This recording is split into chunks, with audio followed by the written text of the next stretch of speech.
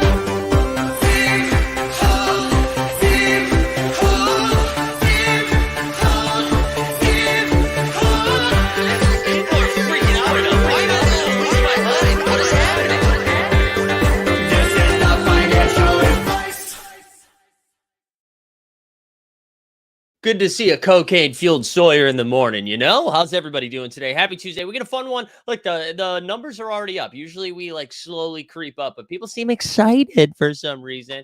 Who do we got here in the streets this morning? We got Sneeps. Good morning. Snoopaloop letting us know happy National Mimosa Day. I'd push back, Snoopaloop. I would say it's National Ping Pong Day. Jump Shoots here. Dustin's out here doing the Lord's work for the Mickey Mouse Bros. Josh Ness, Heat and Ford. Get out of here with that, Josh. Cameron Quinlan, Brent, good morning. Federico in the house. We got Airplane Moto, Ryan, Shigs. We got the Common Man, Stubbs here. Joe, the giveaway winner. Perfect Cereal, Botavine's here. We got Keeper, Stephane Stein. Oh, Stephane St. Pierre. Bonjour, Stephane. Welcome back. We haven't seen you in a while. We the North up in here. Jump Shoot, we got Brent in the house. We got Coach Finstock, Jump Shooty, we the people. Who else? Joel, good morning. Joshua. Who else? Basson, good afternoon. Good afternoon across there. Who else? T-Man, Fenny, DJ Local. Look at Daniel Easterman here. Algis is here. Zach K, the Sex Panther. Eric Fernandez is here. All right, good to see everybody. Listen, we get a fun one this morning. We should have our friend Drew Austin from Knights of Degen and Top Shot Twitter world to come on, because we did a tongue-in-cheek funeral of Top Shot last week that if you actually watched, you had a good time with and understood why we did it, and it was fun. If you didn't and only looked at the thumbnail and then quote tweeted it being like, "Oh, he's doing it for the clicks again," you totally missed it. But just to ease the pack mambas of the world, we're going to bring Drew Austin on because Drew is someone who's, of Knights of Degen fame, of course, but has been someone who I believe has been in Top Shot for a little bit and is pretty active in Top Shot. He tweets out a lot of bullish takes. And instead of just kind of, instead of just interacting with it, I thought it might be nice to just have someone come on and explain their take a little bit more. And we can have a nice back and forth and then maybe talk a little Knights of Degen in a little bit. He should be joining in like 10 minutes or so. I believe he's gonna, he said it. Let's see, he should be home around 9:15. So there we go. That's beautiful. I'm gonna actually share the link with him right now. Hold on. But yeah, so that's gonna be fun. He'll be jumping on a little bit. It should be a good time. I'm excited for it. And hey, we'll have a little Top Shot talk in the morning. You know what I'm saying? Hey, we got some other stuff to talk about though, because in honor of the Western Conference Finals, you know what we got to do up in here? We got to give away a little something. So we get the Lakers and the Nuggets tipping off tonight. We're going to give away a Top Shot debut of Jamal Murray. And the way to participate in this bad boy is you're going to like the stream. You're going to subscribe. You're going to put hashtag Bubble Murray into the chat. Hashtag Bubble Murray. So we'll give that away towards the end of the stream, which will be a lot of fun. Oh, the coffee's feeling nice today. You know what I'm saying? Oh, Eddie Dunk's in the house too, saying Nuggets in 4. All right.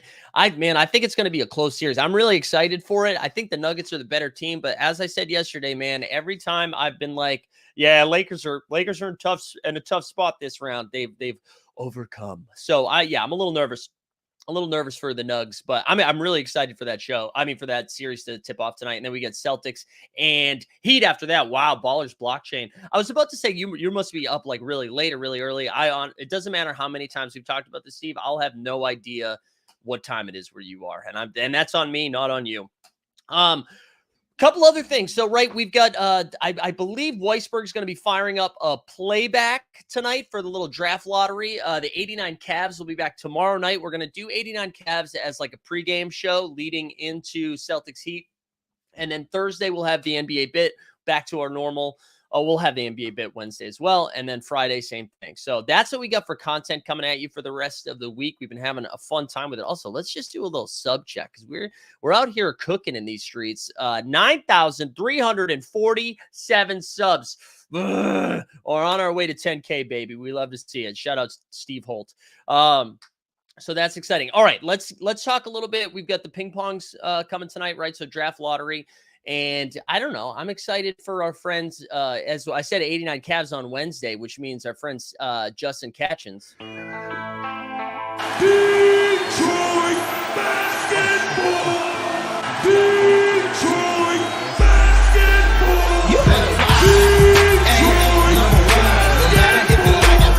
And that's one of my favorite clips that he cut up. That's fun. Wow. Dr. Dunk says you are the next Pete Overzet. Thank you, Dr. Oh my God. I guess that's a compliment. It also insulting because I'll never have those traps. You know what I mean? But yeah, so that's tonight where we've got the Pistons. I actually think it's like pretty intriguing if the how the Rockets do in the lottery and how that impacts their offseason moves, right? Because we've seen Udoka come out there and be like, yeah, we're about win now. We need to get some veteran leadership in here. And I don't know if that's James Harden. I don't know if I would say that that's veteran leadership, but I'll be pretty interesting to see how those fall. Any explanation into why that clip goes into the number 1 by Nelly? Dude, because they got Cade Cunningham, I think that's because they got when they had the number 1 pick. That was one of the first playbacks we did, I think was 4. No, that can't be right. That was like 2 years ago. But anyways, yeah, that's why, because he was the number 1 pick. So that we got that going on. That'll be tonight. I don't know. What else you guys got for me while we wait to cook about some NBA Top Shot related things? They rescinded the tech. I don't know if you guys saw that. So you remember how Scott Foster was like, no, I don't tech, and gave Jaylen Brown a technical foul. And I know No Dunks was talking about this yesterday. Like, can they rescind the tech? And they did. They ended up rescinding it yesterday. So Jaylen Brown did not get a technical foul for Georges Niang grabbing his knee. Whatever. I don't think that's a big deal. Dr. Dunk says the Joker versus the Embiid MVP debate. You know what's everybody? It's like, I get why they're like, dude, Embiid got bounced in the second round, man. Should he have gotten the MVP? Then listen, yes, he was the regular season MVP. That doesn't change anything. So like, who cares? Who cares? Yeah, he's the MVP. Just because he got bounced. Like, was it a disappointing playoff performance? Yeah, of course. But he's still the MVP. So I think it's fine. I think it's fine that he got the MVP. I tell you what, he's not going to get next year is the MVP. Like, I don't see that happening. Same thing that happened with Giannis, right? Giannis ripped off a couple, and then they were like, dude, he got bounced in the playoffs, and then he was like, well, he's not going to, no way he's going to get it again. And then he wins finals MVP, drops a 50-piece in the clinching game, right? So who cares? Yeah, I don't care. Redemption talk. No, I'm going to save I don't have any redemption takes, man.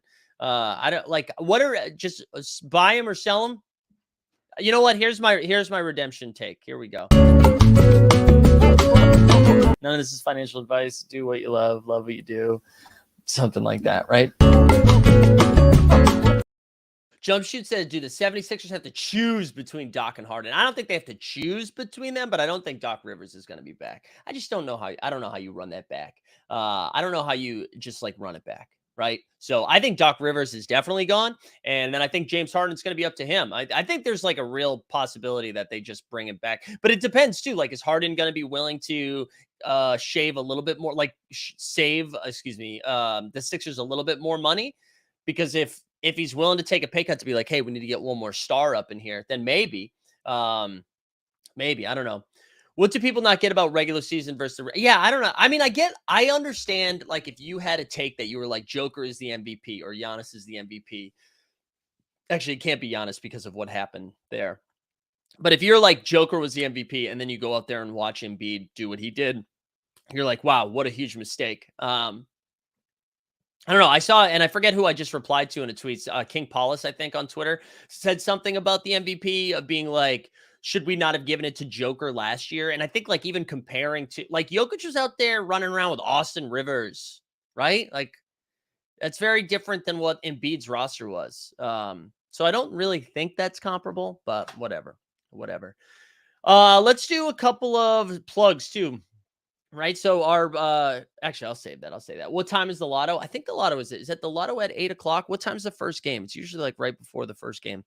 Western Conference tips off tonight at 8:30. So I imagine it's at like 7:45, 7:30, something like that. I don't know. Let's see if it just says it on the end. Oh, Tuesday, May 16th at 8 o'clock on the worldwide leader of sports. Oh, awesome. I hope we get more Mike Greenberg takes. Seriously, can we vote Mike Greenberg out? Can we vote him out? Or does he have like I don't even want to, it's so bad. I can't watch ESPN anymore. I don't want to turn into one of those people, but I am. Like, I get a visceral reaction. And it's not everybody over there. I really like Richard Jefferson. I think RJ's like corny, but I enjoy him on there. I like Malika Andrews. I like Jalen Rose. But it's just there is no vibes over there. Eddie says, I knew I always liked you, Mike. I don't know. Did you really think that, Eddie? And yeah, I know, and I like Wilbon. I just don't think there is zero chemistry between any of them. Even like Stephen A. And it feels like, does he have a clause that if he's like, hey, I'm going to be on the NBA pregame show, but I get to speak for 35 minutes and everyone else gets 5 minutes. It's like every single time they like turn to Stephen A. and he's like, anyways, whatever. Jalen Rose, maybe he's overrated, but I think he's fine. Like when you're like comparing everybody on that panel, I would take Jalen Rose over those guys though. Reddick was throwing shade at RJ during the game. Yeah, but they have like a playful banter, playful back and forth. So I enjoy them. Wait, there was another. Zach says, I feel bad for 76ers fans. They trusted the process for a long time. Feel like they are back to rebuilding. Well, I don't think you can like fully be back to rebuilding with Joel Embiid on your team, right? Like a healthy Joel Embiid is like 45 wins, even with surrounded by ass. You know what I'm saying? So I think the Sixers are still going to be fine. I think they're still going to be fine. Saying he was not a great ambassador of the game because the regular season was a grind. Oh, I missed what this is. Oh, Reddick was about RJ. I got you. And I'm not even out on Stephen A. Like I think individually, except for Mike Greenberg, I am out on Mike Greenberg. I can't do it anymore. When he was saying that the humidity was the reason the Knicks were struggling in Miami, I just like throw me off a bridge. What?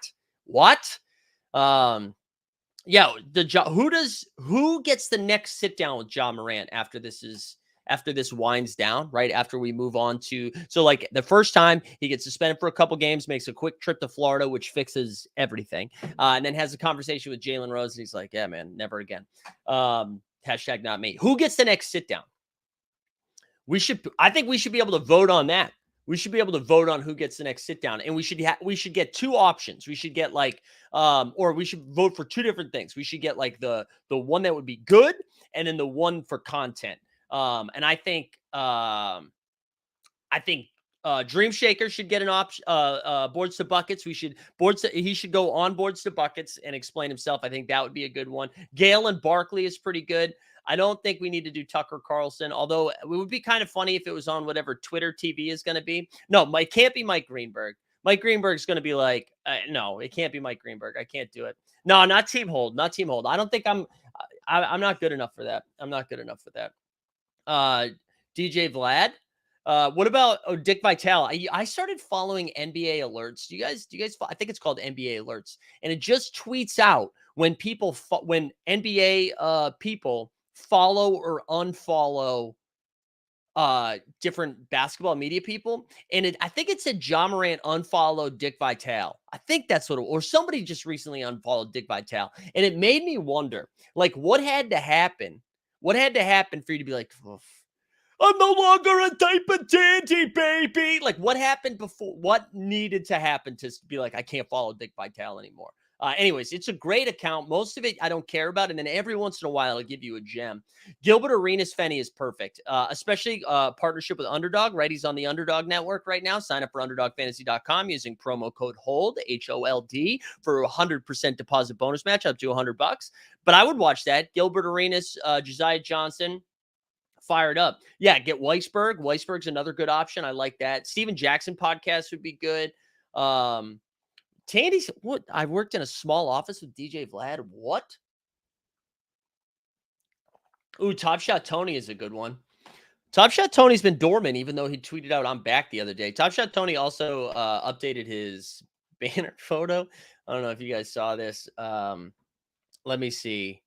All right, Drew's going to be here in a couple. He's going to be here in a couple of minutes, which is exciting. I'll retweet that here. Let me see if I can find the Top Shot Tony banner and I'll share it. Also, listen, if you're just joining the chat here, just joining the show, like the stream, subscribe, hashtag Bubble Murray. We're going to give away a Jamal Murray Top Shot debut at the end of this. We'll get the wrong Steve Jackson. What's happening? Maybe a round table. Oh, what if we? What's the red table? Is that with Jada and Will Smith? The Smiths? That would be a good one. That would be a good one.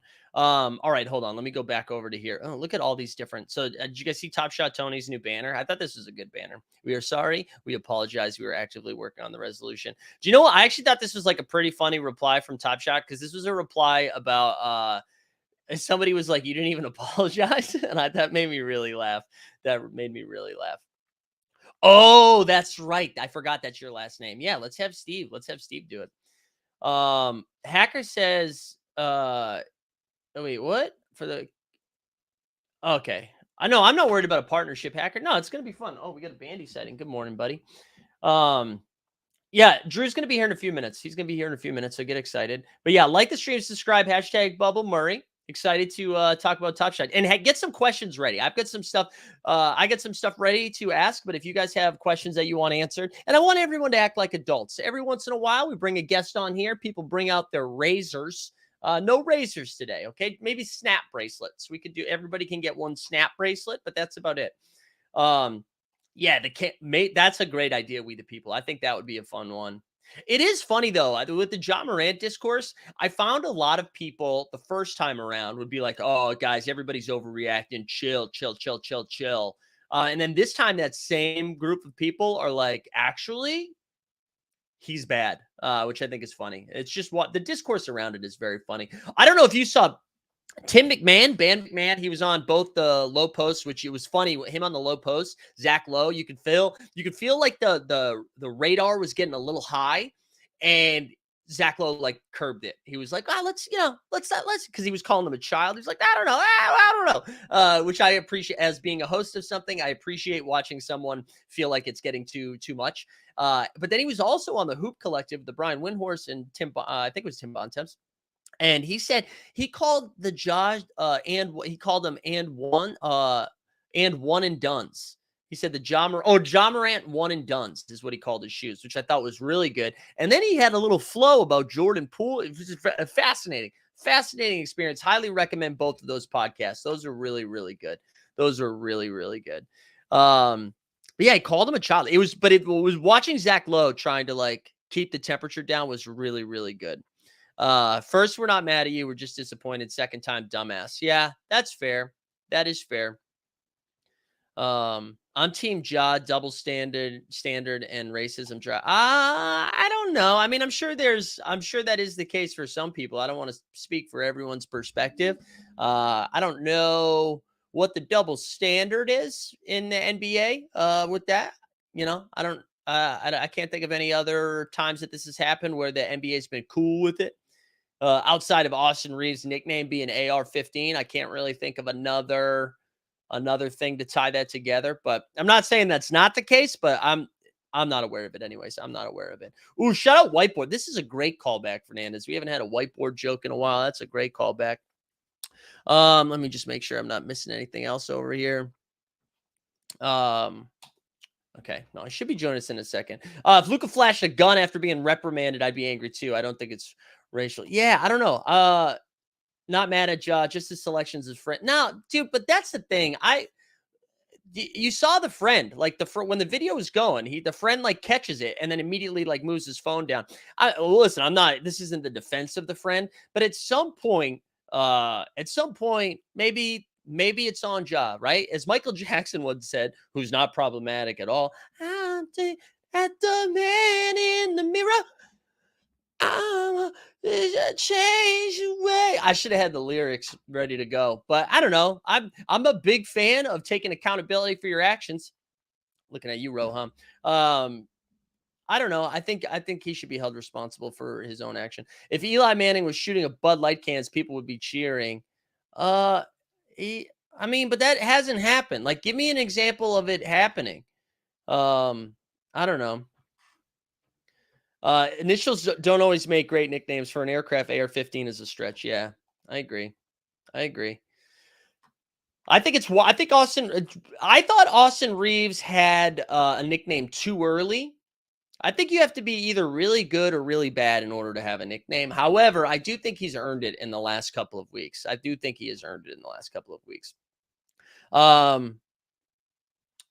Anyways, I don't know. Anything else in the chat? Anything else you guys have for me? Anything spicy before Drew joins us here?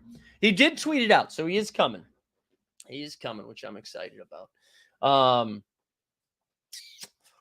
We get any other updates on Top Shot about the rookie revs packs? I don't think so, right? The last set of updates I think we've had were all around redemptions and challenges and stuff. How early did Kirilenko pick up AK-47? That's a good question, Shiggins. I'm not really sure. Also, Josh, yeah, I saw your photos from the picture from your trip. That looked amazing. Getty, I did not see any Shannon Sharp takes. I actually go deep out of my way. Like, I find ways to not take in Shannon Sharp or Skip Bayless takes. Lest we forget Chris Paul 3. Oh man, I can tell you this coffee is really good this morning. It really is. Odds of Ja Morant shooting himself in the dingus in the next 2 years. That, for those that don't remember, that's got some Plaxico Burress energy. Man, that was God. That's how old I am now. I remember learning about the Plaxico stuff. That was a long time ago. For plexiglass.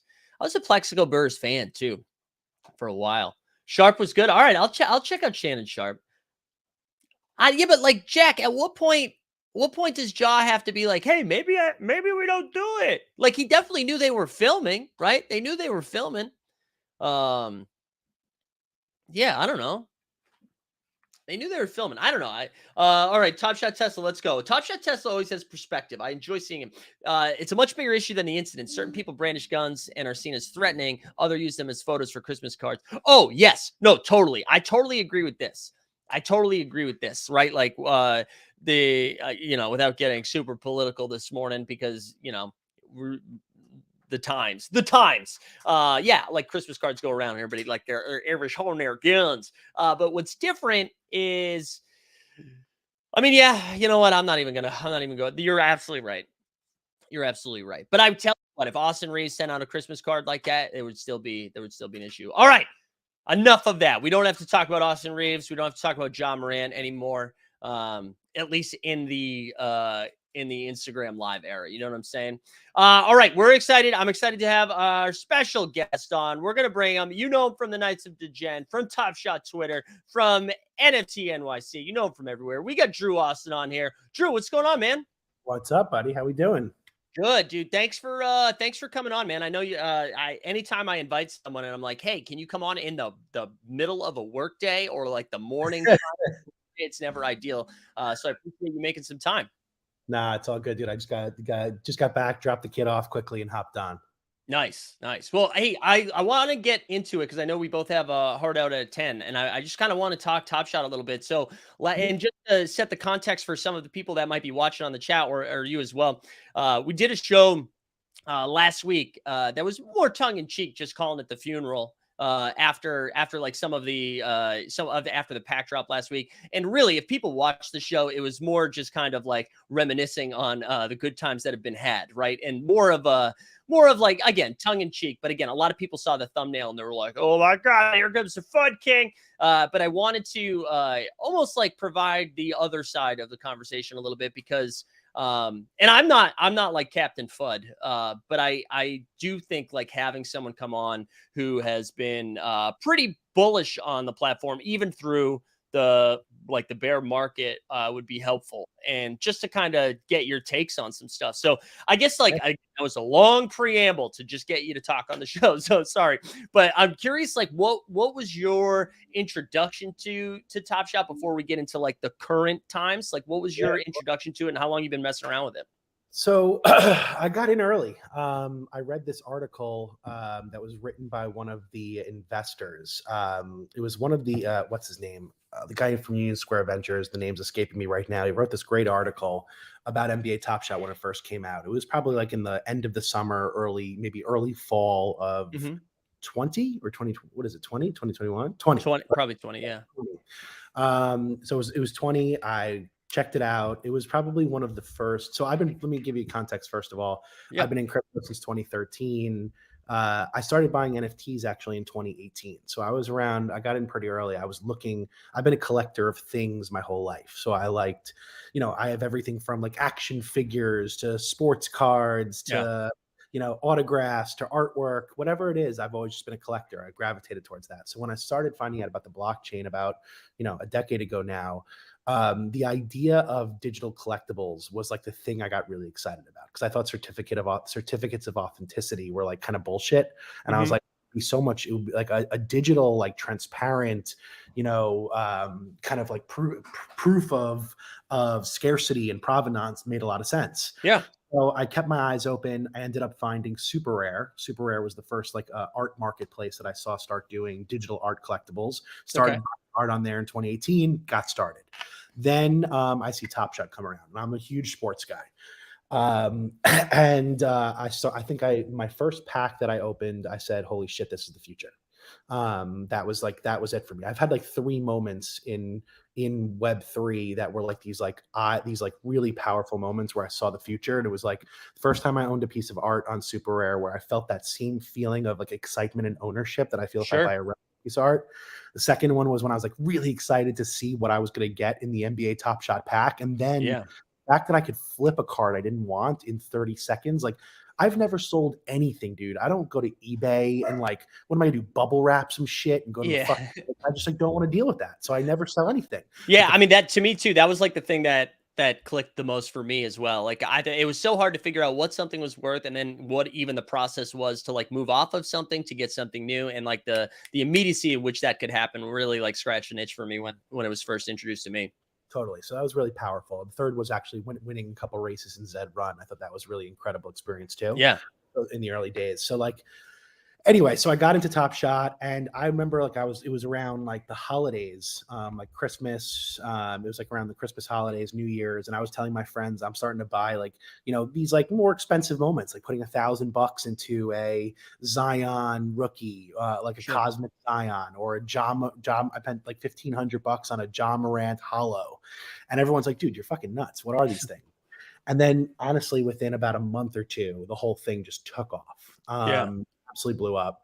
I remember like at its high, I think my account was like, I think worth like $3 million. It was crazy. It was crazy. Yeah.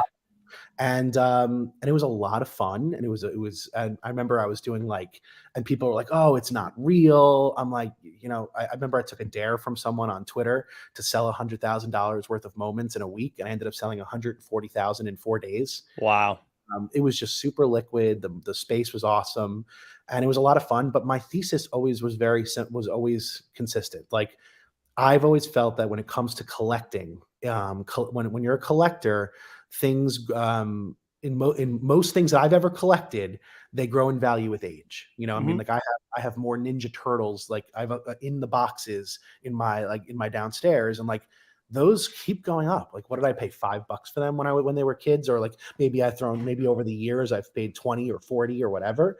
Now most of those are over $100 each or $200 each. And for me, it's more of the art. I'm a collector. I don't really sell Sure. this stuff, but things appreciate in value with age. Like when you're a collector. And as the audience eventually, because it goes through cycles of awareness and excitement and interest. So for me, that just led itself to saying the Top Shot could be a long-term play.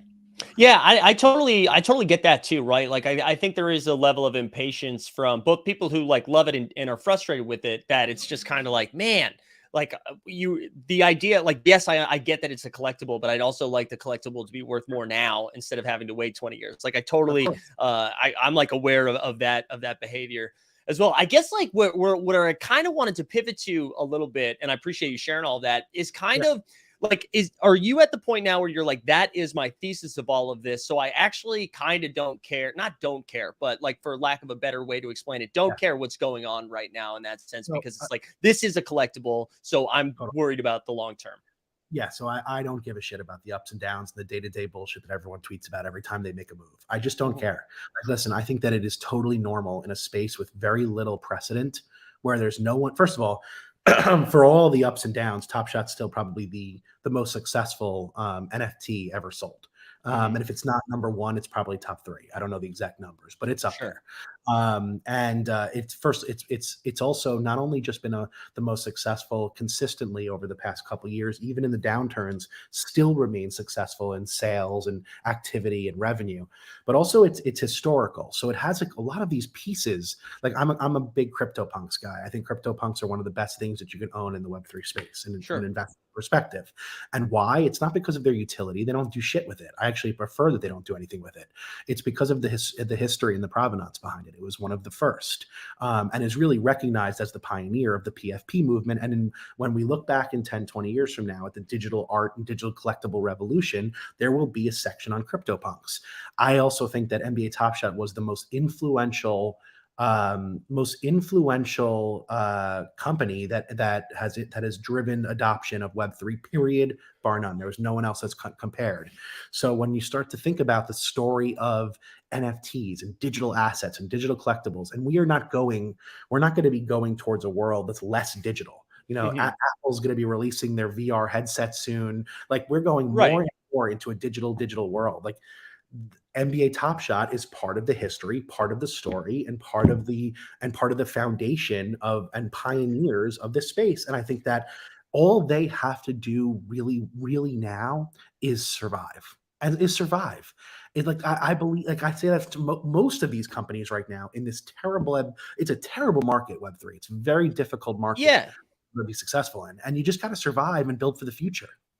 Yeah, I mean, I agree with a lot of that. I agree with a lot of that. I sometimes I push back a little bit, like, because I agree. Like, when you think of the history of this, or the very recent history of all of this, Mhm. and the influence behind like the growth in it, it absolutely stems from Top Shot. That was a lot of the mainstream. I don't know how much that ties into it being successful in the future Mhm. versus an anecdote of the story. And so that's something that like I keep in the back of my mind. But I guess like where, because I think if you're not in the day to day, right? Because I can appreciate that thesis of all of this, of being like, hey, I know this is a collectible. I know that over time, like, it doesn't matter what it's worth right now, because that isn't how I got into it. And that's how I've approached Top Shot for a long time. I was like, I don't care if I bought something in February and it went down in April, because I wasn't planning on selling in April. So why am I even checking the price of it? Right. I, And yep. that's how I approached it. I guess like being in the day to day of what's been happening in Top Shot, and paying attention less about like the value, the current market value of the product, and more about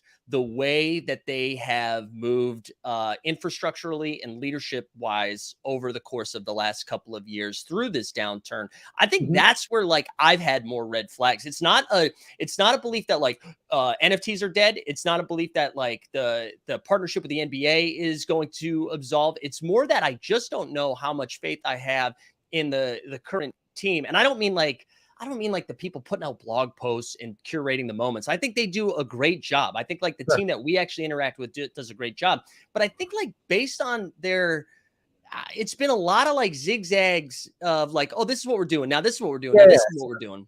And I think And that's where like some of my frustration comes. And I wanted to kind of ask like, oh, like, are you aware of like that, or are you kind of like not blinders makes it sound negative. I don't mean blinders, but like, no, are no, you just like that's not that I don't care about that right now. I still care no. about like the collectability. So I understand that. So listen, I look at this perspective. I look at it from a few different perspectives. Okay. So Mhm, I want to give complete context here. I mhm, am a very tiny investor in Dapper Labs to the point where like my John Morant is probably worth more than my investment. So I don't really care as much about it as a VC investor. I'm an sure. investor in a ton of Web3 companies, over 100 companies. That's what I do for a living. Mhm, Um, but like my investment is very small. We got in around the Series B, but so I look at it from an investor perspective. I look sure. at it from a collector perspective because I'm probably top 100 in collectors and holdings. Mhm, And then I also look at it as a builder because I run Nights of DGen and I'm a builder in the space. So like I see that this is a space that has very little precedent, and mhm, I know that almost every Web3 or NFT company takes a while. A lot of experimentation to figure out what it is that they're going to be known for. What are they going to do? It's like this is a very weird business building ecosystem because you have to build a lot in public and everyone mhm. thinks that they're an investor. Like that's the reality of it all. Like, does anyone complain about Panini and Fleer and make them change directions every day? No, but NBA Top Shot, they feel like Top Shot owes them something. But like it's a very different type of landscape to build a Sure. business in. But I think I would say what I would say about that with the Panini Fleer, the thing I'd push back is Panini and Fleer don't change direction when they hear that, right? And You know, Top Shot does. yeah. So And Top that Shot, because and I agree with that. And that's like if I was so like the reality is you're in this space. There's a lot of pressure to build with the community, to mhm, listen to your audience. We're this is brand new. Like when cardboard was coming out, there was no public forum where you can just yell at the owners all day and yell at the right, managers, yell at the employees every time they do something wrong. I right. mean, the reality is, I just read a tweet yesterday that Ken Griffey Jr.'s rookie card, the upper deck rookie, like one of the most famous rookies, there's now 100,000 of them graded. Mhm, 100,000 graded. I right. mean, we talk about supply issues in Top Shot, and I think it's the most ridiculous a thing I've ever heard. Like, I mean, listen, if you don't want to buy a 20,000 or 40,000 moment, those are for gameplay. They're $1 moments. If they go to two, you're lucky. Like, those are Yeah, not. Those are. I have boxes of that bullshit of common cards in my house that I'll never do anything with. right. Never. Sell them. Why we talk about that is it blows my mind even. The So amount of because I agree with you. I think they make, and I mean they've said it and then they've walked it back a bunch of times for like commons or commons or commons, right? Like those moments don't matter, right? Those moments don't matter. And I agree with that. I think there is a lot of bullshit in there, and there needs to be. There needs to be bullshit because that is just how it That's works. part of the If coin. everything is worth Common something, is if rare, it's legendary. exactly. But I think my bigger concern right now when we talk about scarcity, it's not the 40,000, the 20,000, the 10,000, whatever. I think the stuff that they think is scarce is even that is taking a bath in a way that's not like, oh, the market's down. I feel Sure. like the way that they have developed product moving into the current series is that even the stuff that they are propping up as like, hey, this is the legendary, like even that doesn't have like there's no it there doesn't seem to be like an understanding of why that should be scarce or why that is worth anything, why there's value there. And I think that's where I have concern. It's less about like the 40,000 because I agree with you. There has to be, you can't open, whether it's physical or digital, you can't open a thing and then everything be like the most amazing shit ever, right? That's just not how it works. It's not how any product works. Yeah. But that's where my concern is. Even in like the scarce stuff, it's not really scarce. Yeah. So like, listen, I collect as if I was collecting, anything else that I'm interested in. I collect like to be honest with you, like if it wasn't for the Twitter chatter and everyone hating on it all day, I Yeah, would just be having fun. Like honestly, I enjoy the collecting experience of it all. sure. I collect Knicks, so I have a complete set. I try to get a complete set of Knicks. I enjoy Mhm. getting it. Like I just grabbed yesterday the two moments from the playoffs that of the games I went to. Like I Yeah. enjoy the collecting experience of it. I go after rookies. So if there are rookie cards, I buy rookies. Like I just bought, I think Austin Reeves moment yesterday, his rookie moment yesterday. Yeah. I buy rookies because I think that over in the long term, rookies will have more value. I buy Series 1 moments because I think that anything in the early, if you go look at any other sports card collectible, that first year, the first generations of cards are always the most valuable. I buy a lot of Series 1s, I buy a lot of rookies, and I buy like those, and I buy packs, and I don't even open the packs. I mean, I open sometimes because it's just fun and it's hard to control, but like usually I just buy the packs and hold them now because I think packs will, like in the long term, if people want to look back and get an opportunity to go for an early card, Sure. those will be valuable. So that's what I collect. That's my collecting experience. I'm not as like into the everyday, this moment, that moment. There are other people that are. Yeah. I do think that when in the reality of Web3 right now, this is for every NFT project, is that there are about 10,000 people in the entire NFT space and about 1,000 businesses competing for them. And that's just not enough to sustain any market, period. That's not possible. Sure. So with that, supply is going to feel like a lot if there's even 10 of any moment. Not 20, 50, 99, 100. If there's 10, there is going to feel like a lot. So because there's just not enough demand right now in the market, but which is why I say that you need to survive today and build for the future. My whole thesis on Web3 in general, and I collect art. I have over 2,000 NFTs. I'm a collector. I don't like, you could say I'm trying to protect my bag. I enjoy this shit. Yeah. I'm passionate about it. I enjoy it. I talk about the stuff that I'm passionate about. That's just the way I lean into this stuff. Yeah, and I listen, I think that's fine. I think a lot of us enjoy it too. Like, I mean, that's how I came to it. I mean, I was intrigued this whole idea of a sports stock market, which is how it was marketed to me initially. I was intrigued by that, and then I'm a huge basketball fan, and I'm a big Celtics fan. I also like the Nuggets, so maybe in 2 weeks I'm going to be very conflicted. But actually, I won't be conflicted. I'll be rooting for the Celtics. But like, I enjoy having those are the only moments I've locked, are my Celtics and Nuggets moments, which I do kind of regret. But whatever. It's like I like the Celtics moments. If something incredible happens this year, like this was 2 years ago, the DeAndre Ayton, like Valley of the Sun dunk, right? Like all that shit. I totally get that. I was super excited. I got the Grimes, that when Grimes hurt his knee. Oh my God. I immediately grabbed that moment. That was so cool to have. I love that almost should be a Tom Thibodeau moment. And it's not the steal. It's just that Tibbs didn't take him out after that. That was incredible. But like, I don't disagree with any of that. I think that's what now Top Shot wants you to do. They just want you to connect. I almost said connecting and collecting. Shout out Treaticus. But they just want you to collect the things that you like. That's your fandom stuff. But I just don't know. I think they're chasing a little bit. Let's go. Because I see some of the comments. Let me address some of the things I'm saying here. So first of all, again, I've already commented that I am an investor in Dapper. I have less investment at risk than my John Morant card. I don't care about it from that perspective. Of course, I root for it like any other investment, but that's just not. I wouldn't. It won't make or break me in any way, even a little bit. Sure. So like, that's all the context I can give there. The second part of it though is like, listen. There is a lot of experimentation because digital collectibles provide new possibilities. So should we build a game? Should we build infrastructure? Like, should we make them scarce? Should we create challenges? Should we make them connected to these types of experiences? These are all things that are brand new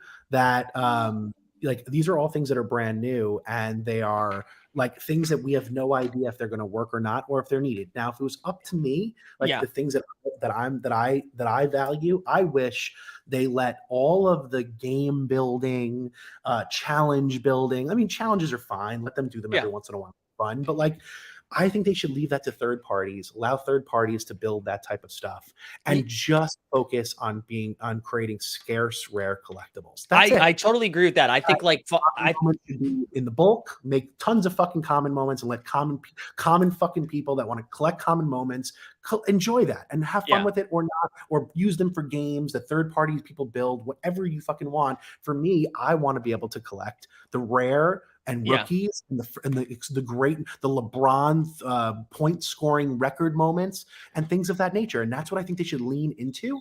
And I think that like, if I honestly believe that I really believe the chatter and the FUD in the market is it really drives their team fucking crazy. Maybe they're trying to solve things. That might be true. I wanted to touch on two things and one thing that I really agree with you, because I think Knights of Degen have done a good job with this. I think whatever. The chat's wild anyway, so you can give them $1 million.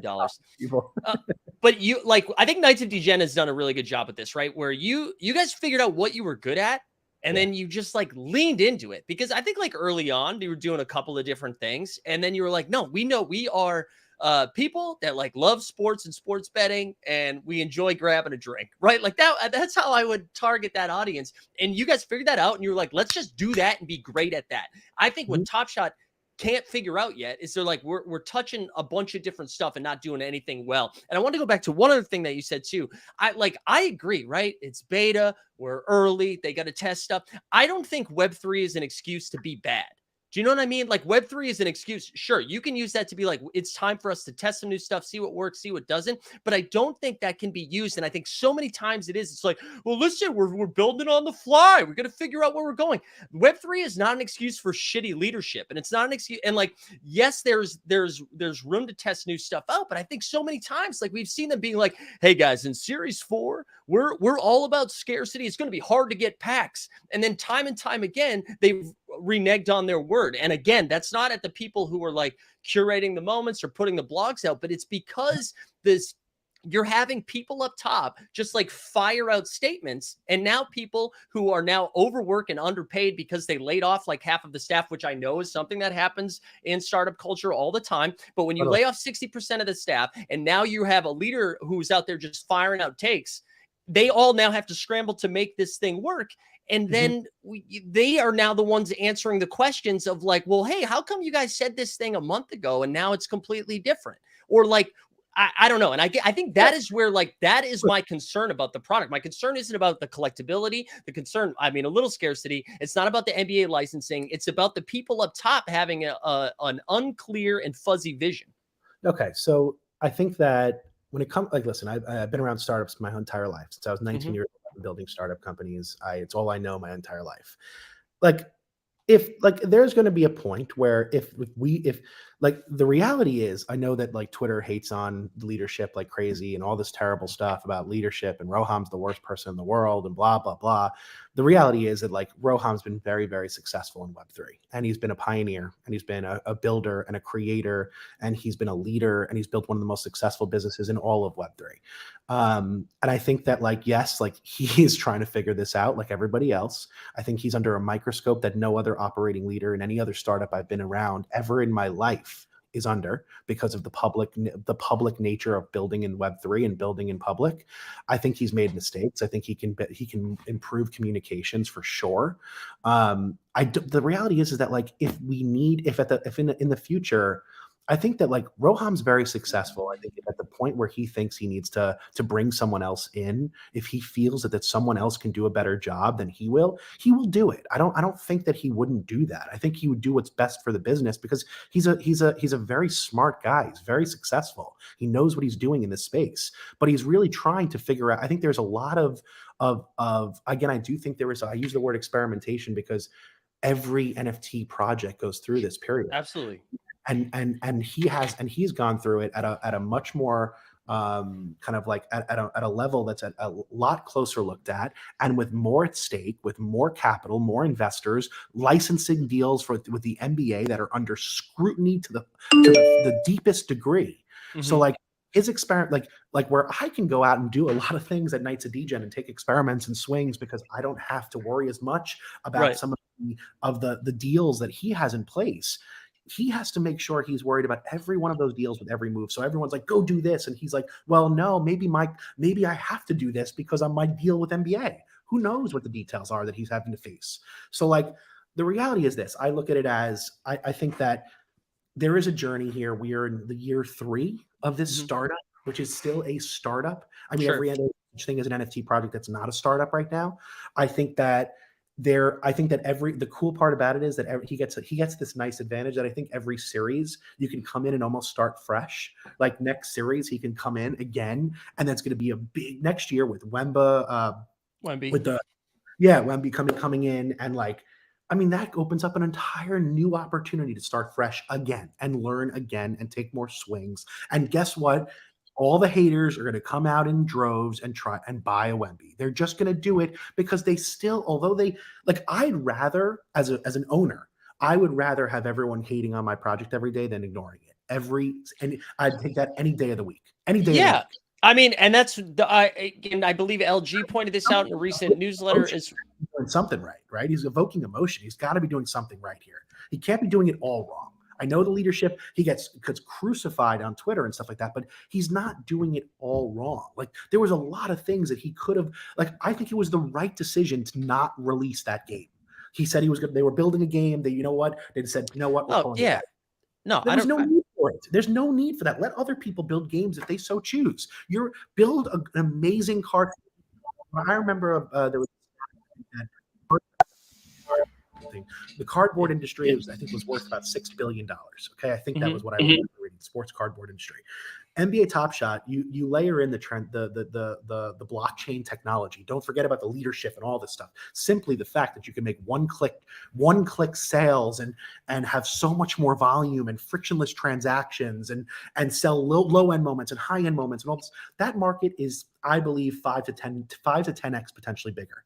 Now that all comes down to what my thesis is for Web3, which is this is not the market that we build for. This has become this is a market right now. The customer base that's in Web3, and I'm talking all of Web3, are investors and gamblers. That's it.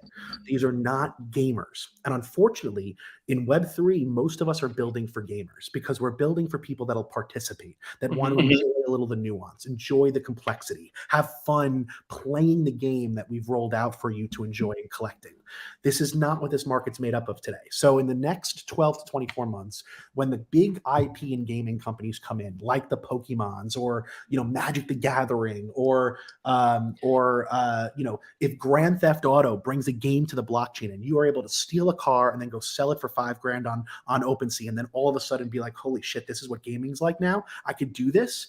We will go through a transformation of unproductive gaming to productive gaming, and that will bring in millions of users, which will trump anything we've ever seen from DeFi and NFTs. And when they'll go through the journey that a lot of NFT collectors went through, which is they'll go and find some of the history, some of the fun things to collect, things that they're used to and comfortable with, and sports cards is one of them. And I believe that's where they'll go. Yeah, I'm getting a little feedback too. I don't know, or maybe it's a little bit better now. So we're good. We're good. I was just hearing when I was hearing my voice, it was echoing. I think this actually happened with another project called Ballers, right? Where everybody's, and I'm not saying this is your entire thesis, but everybody's thesis was like, hey man, once Ballers can use their PFP, Top Shot's gonna fucking moon.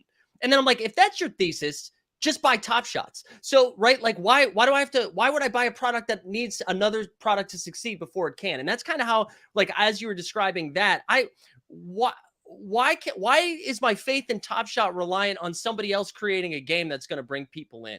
Do you know what I mean? Like, why? That to me, that's a complete like side action. I don't even care. And I think I'm gonna push back a little bit more on the leadership stuff too, because like I think you're right. I mean, the way they've created the marketplace is so smooth. You're able to like see what other sales are. All of that stuff is great, but we're not there anymore. They've had that for a while, and I think Roham and again, I talked to people on the inside. I've talked to people who used to be there. It feels like he still has his thumb on the scale, but is not involved. And I don't think he's in there in the day-to-day. And I think he's doing so much. Like you said, he's a very successful businessman in this space and is doing so many different things. And you can tell by every time somebody tweets about Flow, about all the different stuff they're doing in Flow. I don't know like who, and apparently they hired a general manager that's in charge of Top Shot, but we're not really sure who it is. We're not really sure what they're doing. And so I do think there is, I think there is a real concern when you have, right, the user base right now is so small in this entire space, right? Now, and I'll let me put you as someone who has a Web3 product, right? If you told all of your people in Nights that you were like, hey, listen, because you own this night, this is going to get you access to a free mint for the thing that's coming next, and that's going to whatever, blah, blah, blah. And then when the mint comes, you're like, hey, guys, just kidding. It's not going to be free anymore. You have to buy one. Actually, you have to buy two in order to continue to be a part of the community, right? Like if you continue to lay out a plan and then make adjustments on the fly and then make adjustments to those adjustments on the fly, it's like setting rules to the game and then changing the rules after people start playing the game. And it puts everybody in a situation where we're like, how the fuck do we do anything on here if we don't know what the rules are? Do you know? You know what I'm saying? And I think that's where, at least for me, I don't want to speak for everybody in the chat, but that's for me. It's like, I can't like honestly sit back and be like, you know what, man, I actually like trust the leadership. I trust what they're doing, even though they've broken our trust time and time again. I just think I feel like they're playing with fire. It's a little bit more irresponsibly. And they're banking more on like, well, it's beta, it's early. And at some point, if you are decimating your entire user base right now, and I'm not even talking about financially, like I think everybody has bias based on their bags. If your bags are way down, you're like, what the hell, burn it. If your bags are way up, you're like, hey, everybody, shut up, man. This is actually great. I'm not talking about the financial aspects of things because I'm comfortable losing money. I've done it before. I'll do it again. I like fantasy sports. I like betting on sports. Like I know how to lose money. I'm very good at it. I'm fine with that. But when I bet on a game and the line is Celtics -3, and then all of a sudden after my bet it's Celtics -6, how the fuck am I supposed to play this game? And that is kind of the energy that I feel like the leadership at Top Shot has presented to the community. But they're just kind of like, hey man, shut up. It's not financial advice. Connect and collect, dude. We're going to send a couple of you guys to a basketball game, which all of that shit is good. The community stuff that they're doing with team captains and the Discord, I'm pro all of that stuff. I love what they've been doing for the redemptions. I think that's like a fun, unique, when you talk about experimenting with things, this is a beautiful experiment that I'm sure they're going to make tweaks on going into Series 5, but it's like pretty exciting. I like what they're doing with that. But again, you can make all of these tweaks that I can see right there. But if up here isn't fixed, if the infrastructural spine of this thing is shaky, it's not going to matter. And that is like the concern that I think has been brought on to, you know what, listen, of course, Top Shot Twitter, no one has had a logical take on Twitter since like 2009. Everybody's either like on cocaine or like they're all the way at a 10 or all the way at a 0, right? There's no, take that for what it's with. Maybe we dial it back a little bit more. I think there has been like some concerning trend of how they've communicated, how they've acted.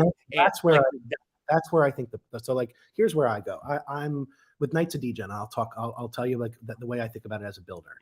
We've always kind of leaned, and I think we've done a pretty good job of this with our community. We have been very upfront and vocal with our community about where our visions are and what we're building and where we're going. And if we're going to change something, we're very communicative about that. We bring the community in. We have a community council. We have committees that are involved. I think that like you have to be capable of change. You have to be capable of pivots in this space. You have to be capable of seeing, hey, the data is telling me I have to go in a different direction to build a survivable and successful and thriving company. If you don't do that, you will die. You will fail. If you try to keep to every single thing that you say to the button, and then you can't lay out plans, so then it means you have to hide everything, or you lay out plans and you align with your community that we are going to build this together. We have a vision.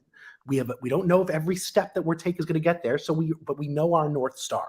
So we've set a North Star for Knights of Degen by saying, hey, this is what we want to build. We want to be the RPG fantasy sports gaming company. And here's what we're going to do to get there. We're going to tell the story. We're going to build the lore. We're going to build games. We're going to lean into mobile. We're going to launch our IP. We're going to create a story and a world around this. And then we're going to build these new games to be able to drop them. And like, because of that, if we have to go and change something, like I think we've been really good at sticking to a roadmap. I just try to be open and transparent. Like that's the way we've operated. And I agree. I think you guys have been crushing it. I totally agree. No, I appreciate that, man. We're having a lot of fun. It's because we do what we love. And listen, there's no way to make everybody happy. Like the nice thing, for better or worse, we've never had this viral moment where the price went to 10. Like I look at Goblin Town. Goblin's one of my favorite projects. I love the team. I think the IP and the story is great. The artists, I love it all. But they went from up to 8 ETH and then went down back to 0.2. And like now there's a bunch of people that hate on them because they bought it at 5 ETH or 6 ETH or 8 ETH. And it doesn't matter what they do, they're going to be hated on by those people. Now for us, we've been almost like a stable coin in this whole space. Like we have like less than 1% available. We've been 0.3 ETH or 0.25 ETH the entire time. We've stayed very steady because people aren't really selling ours and we just haven't broken through yet. But the reality is like what we've always stood by is that lean in, bring them up on for the ride and say, hey guys, we're going to build this. This is our North Star. If you don't like it, if you don't like the direction we're heading, I don't mind if someone has to sell or move on to something else. That's totally fine. There were a lot of projects that I liked, I lost track of, I lost interest in, and I sell and I move on to something else. Sure. We're going to stick to our vision. We're going to stick to our North Star, and we're going to execute against that. I think if Top Shot can come out and say, here, guys, we are going to be this, but I think they're afraid to say we're going to be this because if they say anything right now, then the whole world holds them to it and they can't change. The reality is the culture is like, we're going to do this, then we're not going to do this. They are not building with their community. They're building for a community. And that's a very different story. And I think that needs to shift a little bit. Yeah, I mean, I push back. I think saying nothing is dangerous. I think like I agree. Like, I agree. I'm not saying, I think they should over communicate. That's where I actually say they should be communicating, but they have to set expectations more that guys like, and let me tell you one more thing. The reason also I don't go crazy about the challenges or the games are because I know they're experiments. The things that I invest in are the things that I think will not be affected by these day-to-day bullshit fluctuations where someone's going to buy a moment just for the challenge. And when the challenge goes up, they're going to flip it quickly. Like, I don't play that game. I buy Series 1s because no matter what their challenges do, I think in the long run, those are the things that will become valuable. I think that old school, I think unopened packs will become valuable. Those are the things that I think people will enjoy. Yeah, I mean, it'll be a test too, because I think even the moments that you're mentioning right now, like the stable coin moments of NBA Top Shot, are in danger right now. And I mean, you're seeing the people that have gotten in here from the very beginning, the people who have been, whether they are in the VIPs, like even they've done this weird thing right now where the people, the OGs who have been here from the beginning, the VIPs, the people that came during the bull run, and the people who are just getting in right now, they've like this 3-tier prong of not making anyone happy.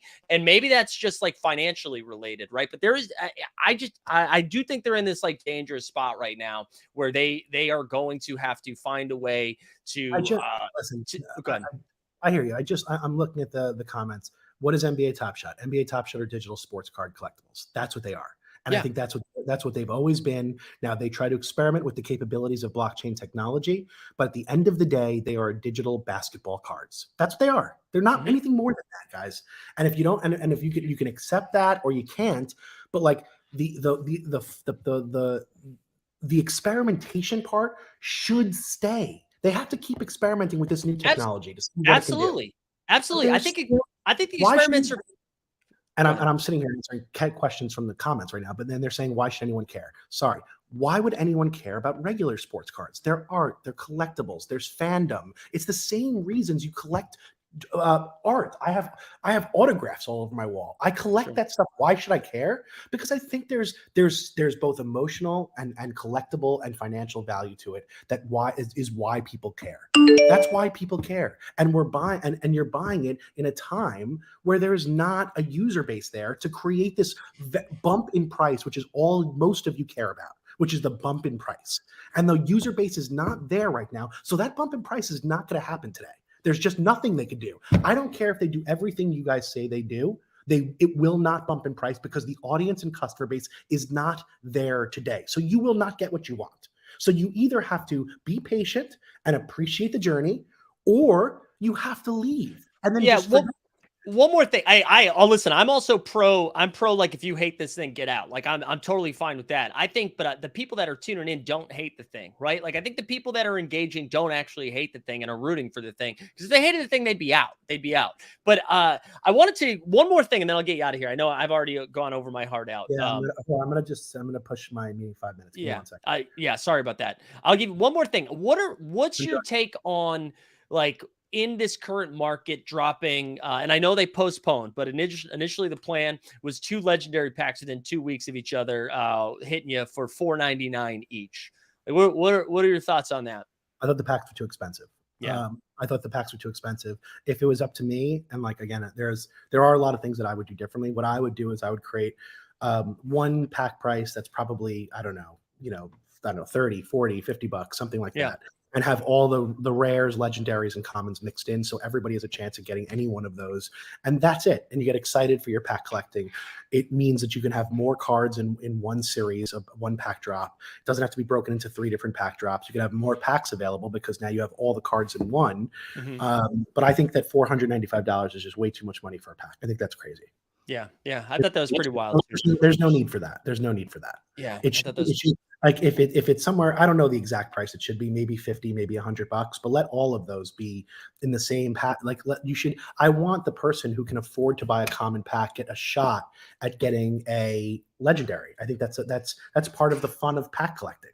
Yeah, I agree with that. I think what ended up happening though is you had so many people who were buying those legendary moments from packs that cost $1,000, and then all of a sudden they were getting legendaries for $10, and then a legendary. So then the market wildly swings, right? Because if like the pack price kind of props up the cost of the moment. And so now if people are getting it from $10 instead of that moment going for $1,200 on the market, now they're like, oh, I could make like a 600x profit right now.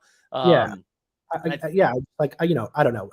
Is the answer like I think that it's always like I look back to when I was collecting, and it was the idea that I could get something way better than the price as part of the excitement of the pack collecting process. Sure. So to me, that's a nice thing to have. I don't think like buying $9 common packs where you're only going to get $9 worth of moments at best, like that's not fun either. And spending $495 is not.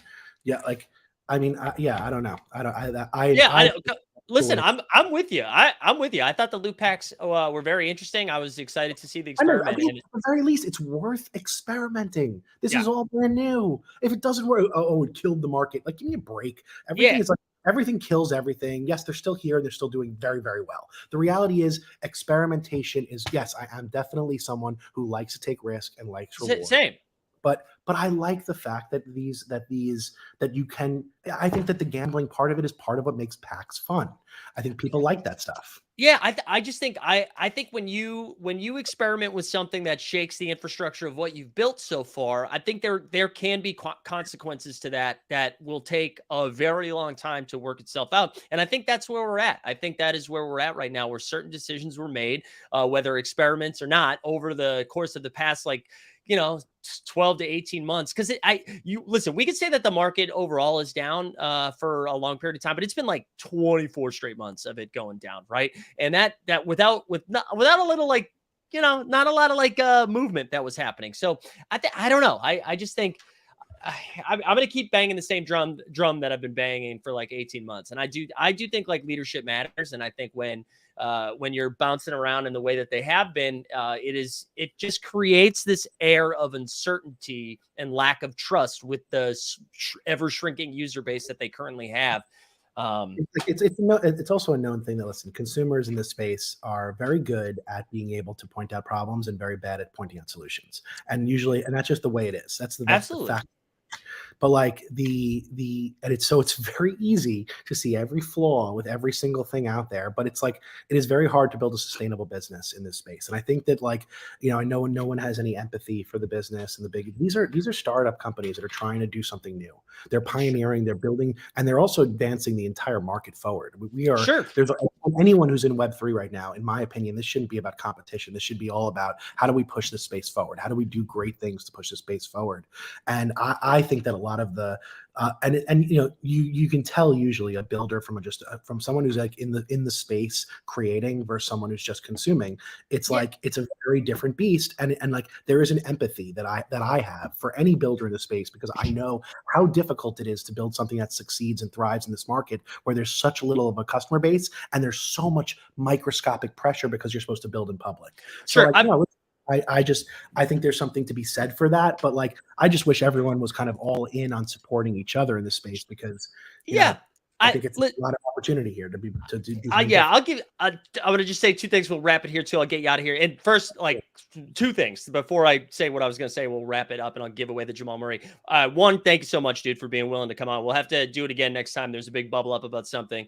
And dude, and I know we've talked around Nights of DGen a couple of times through some of the like the anecdotes we were sharing. I really do. I like love what you guys were doing. I think it's been cool that you have figured out what you're good at and put your foot down on it. You're like, hey, let's just keep doing this. And I think, and Yeah. shout out Clay. Clay's a real one. I love Clay.